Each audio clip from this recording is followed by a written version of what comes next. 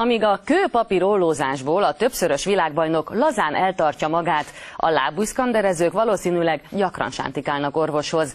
Az egymást felpofozó sakkozók pedig nem építhetnek fel olyan egzisztenciát, mint mondjuk a polgárlányok. Fura, bizarr, vicces sportok után kutakodó riporterünk maga is elcsodálkozott, hogy a játékos ember, vagyis a homo ludens milyen őrültségeket képes kitalálni.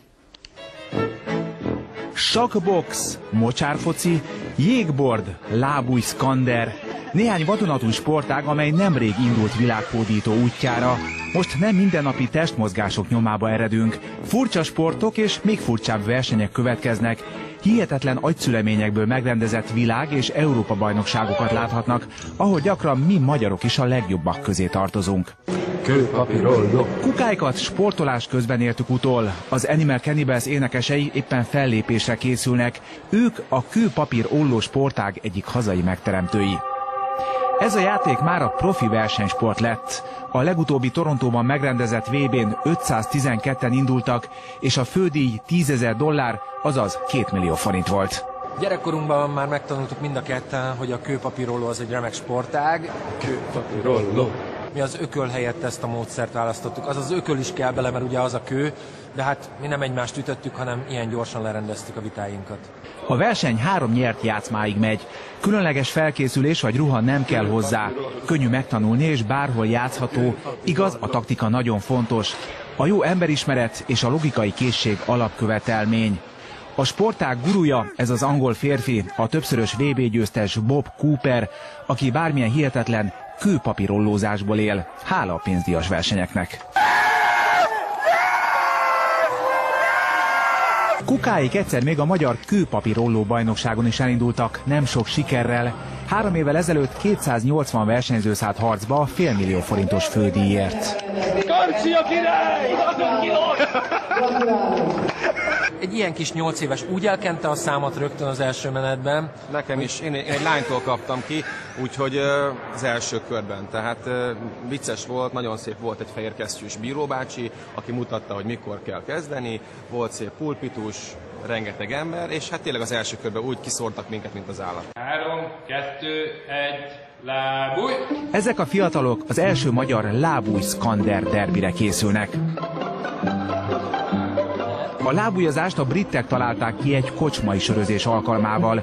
Olyan sportágat kerestek, amiben biztos ők lesznek a legjobbak. Azok is idén már a 23. világbajnoki aranyérmüket ünnepelték. Közben már itt is egymásnak feszültek a csupasztalpak. 12 szabály van, a fontosabbak azok, hogy csak férfi férfival, illetve nő nővel játszhat. Az egyik lábat mindig föl kell emelni, a másikkal így összekapaszkodni, ahogy ez látszik.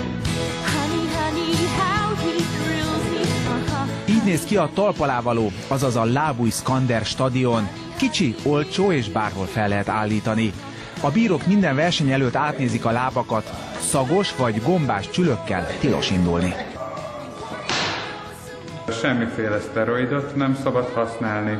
Az alkohol az egyetlen segédeszköz, amit elfogadnak. Hát ez ugye egy kocsmasport, úgyhogy ezen nincs mit meglepődni. A szkanderezés lábas változatát az angol szervezők még a 2012-es londoni olimpia műsorára is felvették volna, ám kérelmüket legalábbis egyelőre a NOB elutasította. Nekem amit ad, az, hogy ez talán az egyetlen esélyem, hogy valamiben világbajnok legyek, mert ez annyira ismeretlen sport, hogy akárki lehet világbajnok.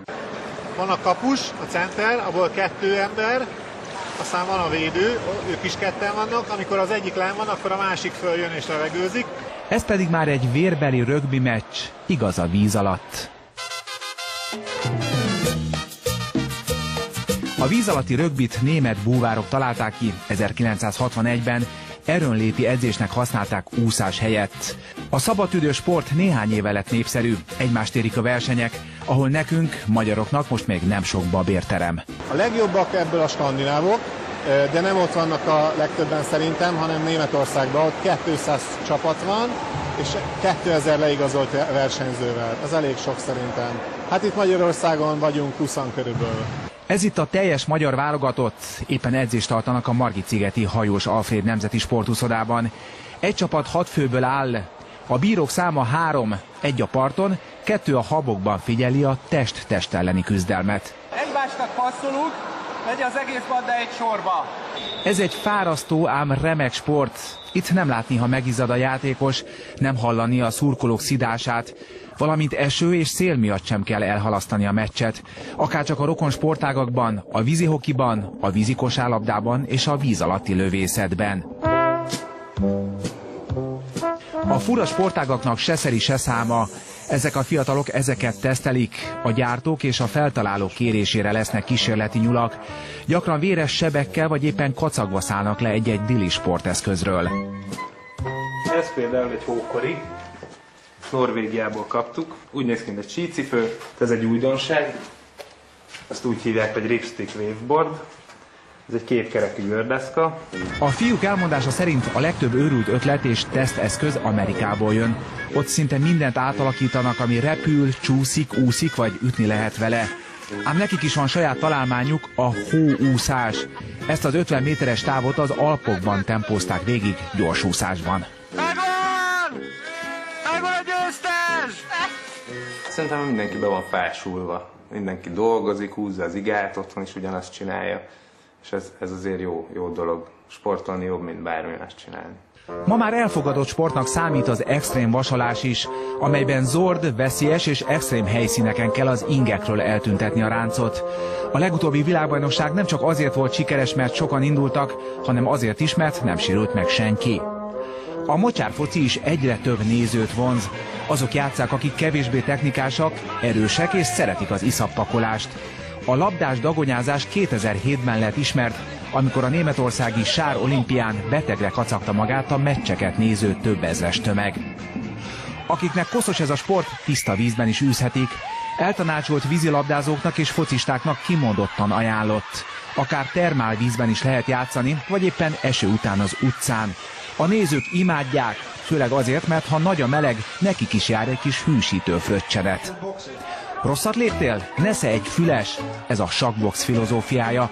Ez a különleges sportág 11 menetből áll, ahol a versenyzők felváltva sakkoznak és ütik egymást.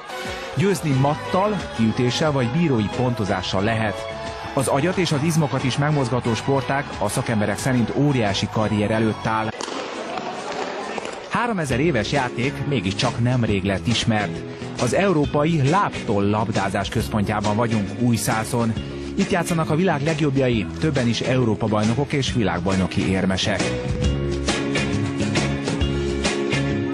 Állítólag úgy készültek az első labdák, hogy a gyerekek megfogták a kakast, kihúzták a hosszú farkatollait, az bőrdarabba, ólomdarabba rúgták, és már kész is volt a legegyszerűbb labda.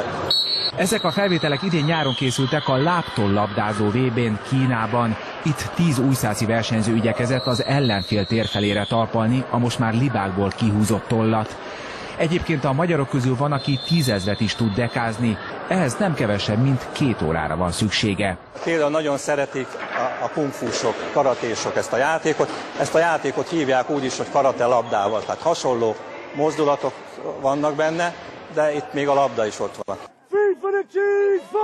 Mi számít sportnak? Erre a látottak alapján nem könnyű válaszolni. Az, ahol versenyezni lehet, vagy amiben el lehet fáradni, netán valamilyen képességet fejleszt? Sokak szerint nem ez a lényeg, hanem az, hogy jól érezzük általa magunkat, függetlenül attól, hogy mikor, mit és hogyan csinálunk.